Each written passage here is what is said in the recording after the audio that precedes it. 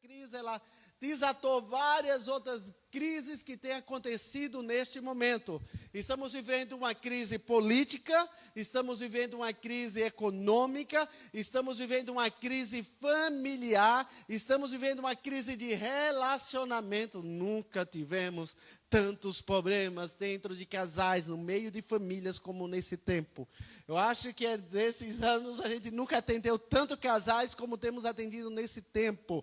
Há uma crise no meio da família, há uma crise no meio da sociedade, há uma crise no relacionamento de pais e filhos. Eu acho que passamos tanto tempo longe, fora, que ao ficar juntos nos descobrimos. Isso gerou uma crise muito grande na sociedade.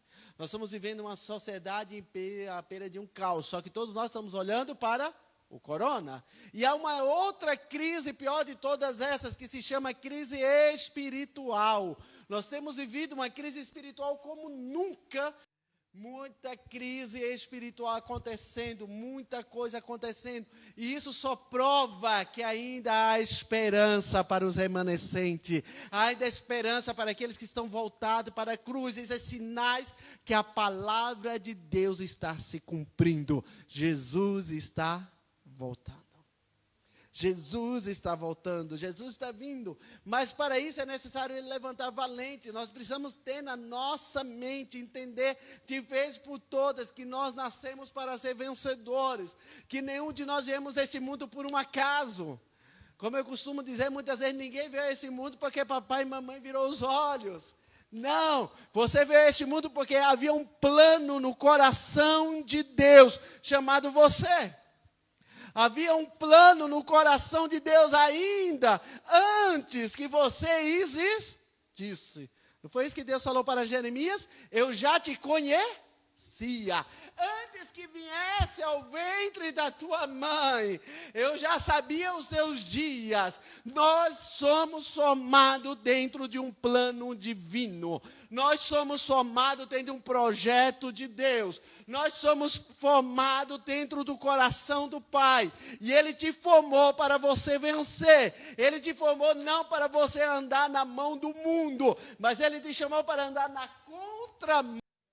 Você nasceu para conquistar. E quando nós falamos, nasceu para vencer e conquistar, todo mundo já está vendo um carro zerado do ano assim, né? Aí quando a gente fala, todo mundo nasceu para vencer e conquistar, todo mundo já conquistou. Estamos vendo a nossa empresa. Não, nós nascemos para conquistar muitas coisas. Isso também faz parte, mas a principal dela é no reino espiritual. Quando eu entendo a autoridade que eu tenho espiritual, querida, as coisas terrenas, ela acontece por acréscimo. É que nós trocamos os valores, e por trocarmos os valores, nós não saímos do lugar, vivemos num ciclo vicioso do inferno, uma vida de trás para frente, todos os dias. Por quê? Porque nós invertemos os valores. A Bíblia diz, buscai o reino de Deus, e a sua, e todas as demais coisas banais dessa vida serão acrescentadas. Nós precisamos entender que precisamos vencer, e todo bom valente precisa mudar a história. Então diga comigo, 5 pedras que mudou a história. Nós encontramos a história de Davi, né? Encontramos a história de um exército, encontramos a história de um inimigo, e encontramos um gigante. Que história recheada. Dá para fazer um belo teatro, né? Encontramos o exército de Israel. Quem era o exército de Israel? Era o exército do Deus vivo, assim como declarou Davi. Está assim na sua Bíblia ou não? Davi chegou para Saul e disse, quem é esse incircunciso que está afrontando o exército do Deus vivo? Então nós encontramos Israel, o exército de Deus vivo, que ganhava todas as pelejas, e ganhava todas as guerras. Encontramos os filisteus do outro lado, que havia perdido há pouco tempo uma guerra contra Israel, mas eles trouxeram uma arma surpresa. Essa arma surpresa criou uma grande crise em Israel, criou uma grande crise nos valentes, criou uma grande crise no exército do Deus vivo. Então imagina que a crise dentro do exército já acontece lá atrás, não é só hoje não, né?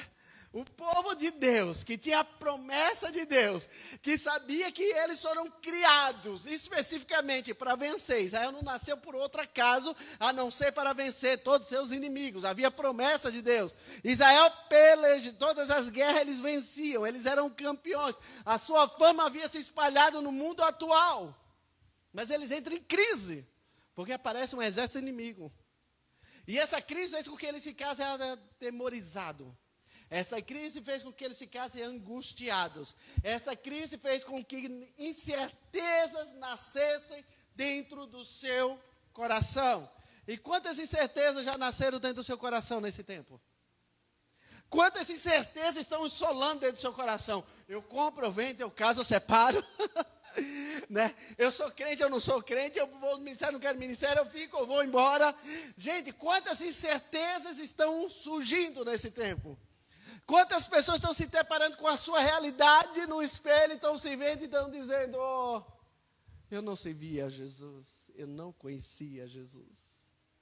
O povo de Israel estava vivendo esse momento. Queridos, quando a gente para ler só de Israel, a gente diz assim, que povo idiota, que povo burro, que povo... Gente, eles tinham a promessa, eles ganharam as pelejas, eles estavam vencendo. Eles já haviam vencido os filisteus várias vezes, mas surgiu uma arma chamada Golias. Né? Um gigante, um valente. E quem teria coragem de duelar, tipo um duelo com Golias? Quem teria coragem de enfrentar Golias? Aquela crise que havia surgido. Ele era o melhor homem dos filisteus. Ele era o melhor soldado dos filisteus.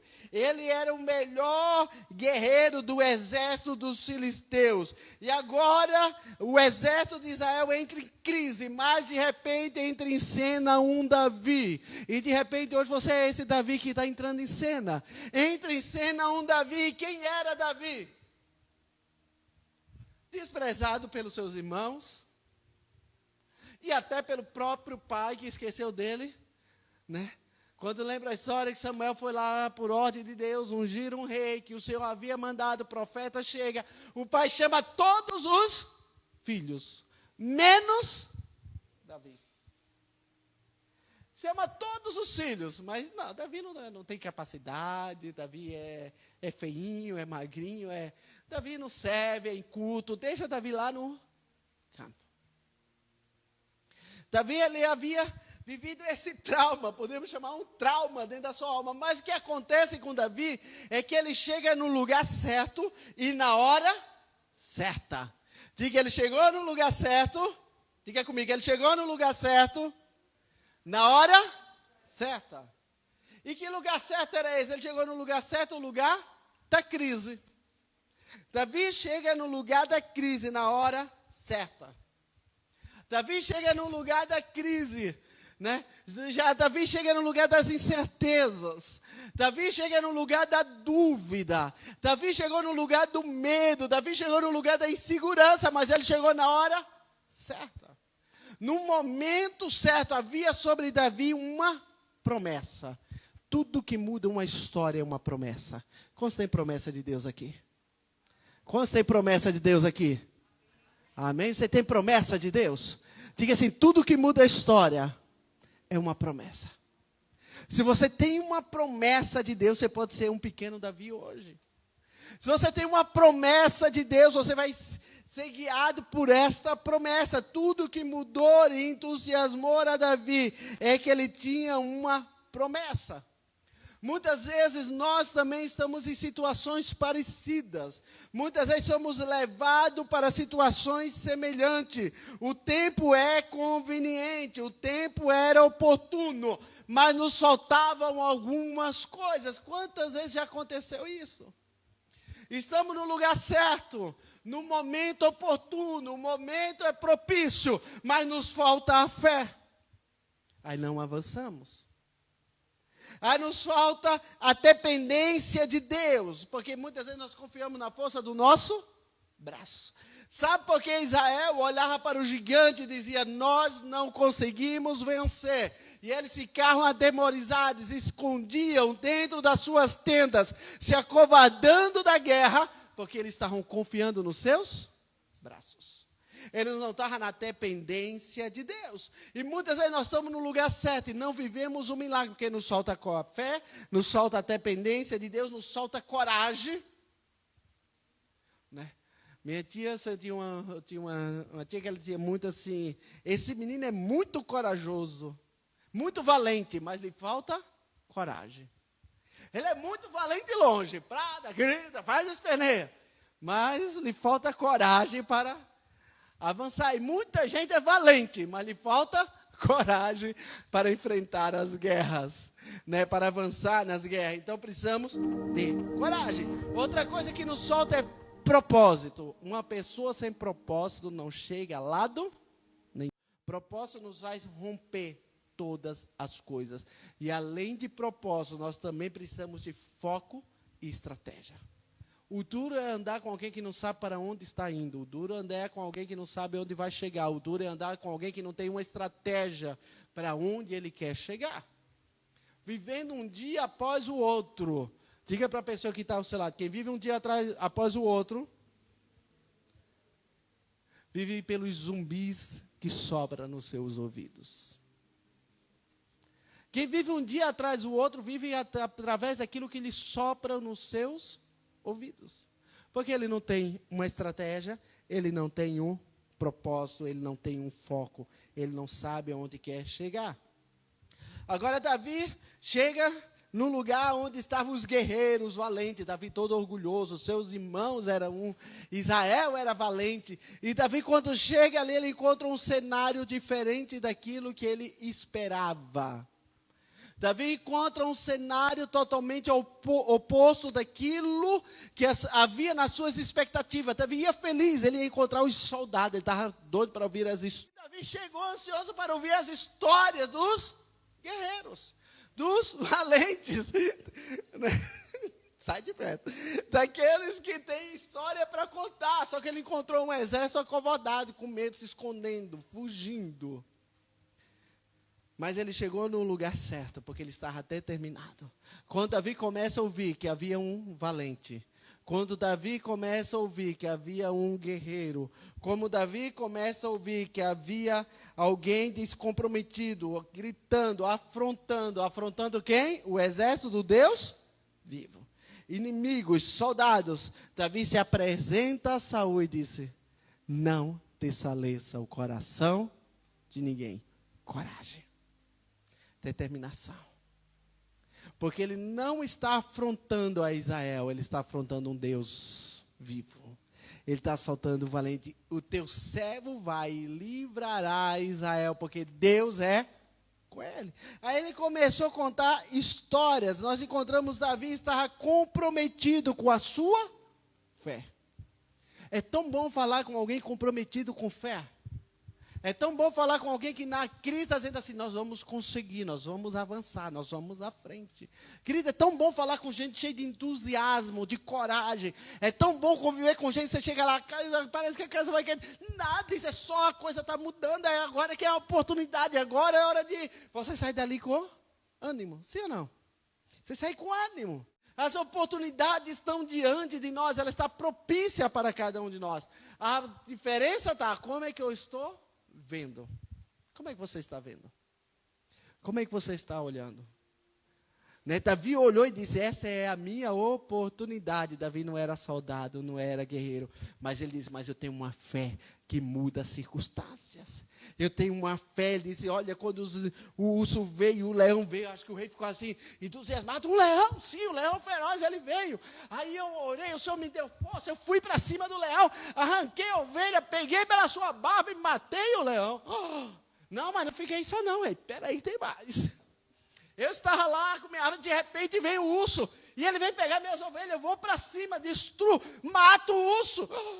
E o que é esse gigante? Quem é esse?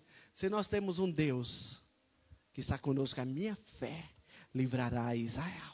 Porque Israel tem um dono. Israel tem um dono, é o exército do Deus. Não esqueça, você também é Israel de Deus. Você também tem um dono. Você tem um dono, querido. Então não importa as circunstâncias. Olhe para ela como um sinônimo que está te promovendo, te produzindo, te lançando para um novo tempo. Para um novo tempo, para escrever uma nova história.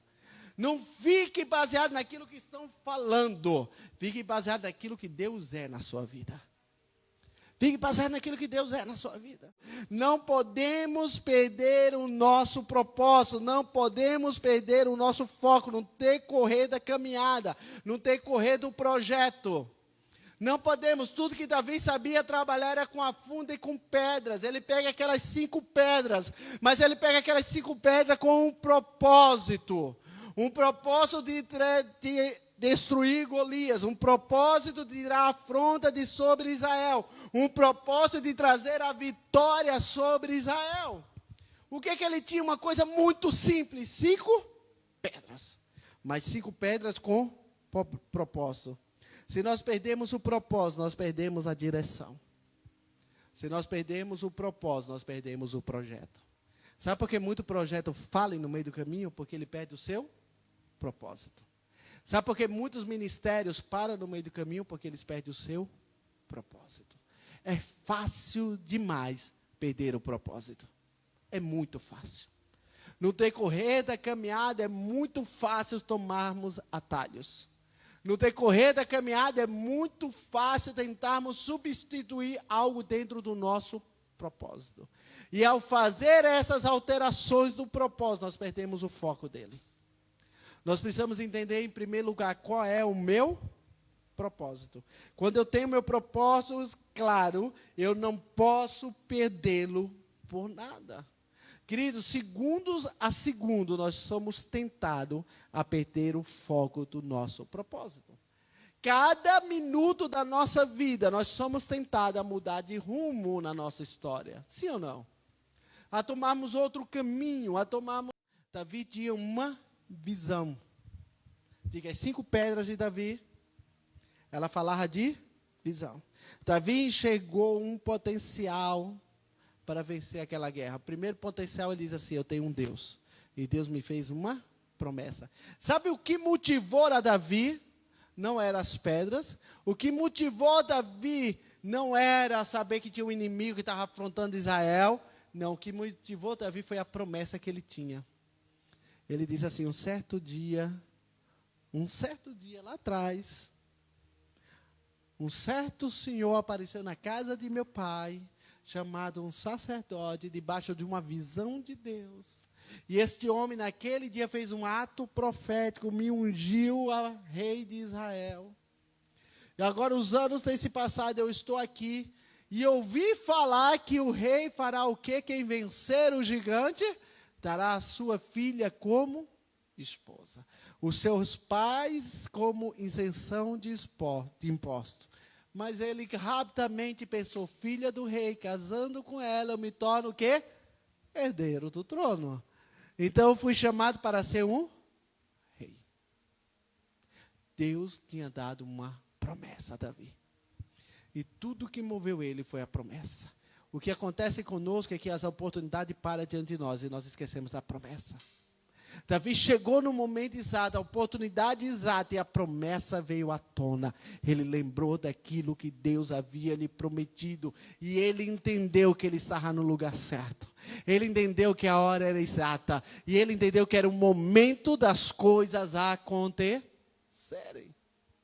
O momento das coisas acontecerem. Então, tudo que tem que nos mover é o potencial que nós temos de perseverar em Cristo.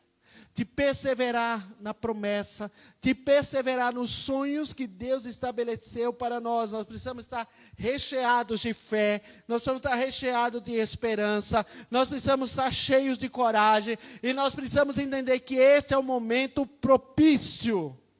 Este é o momento propício. Use os talentos que você tem.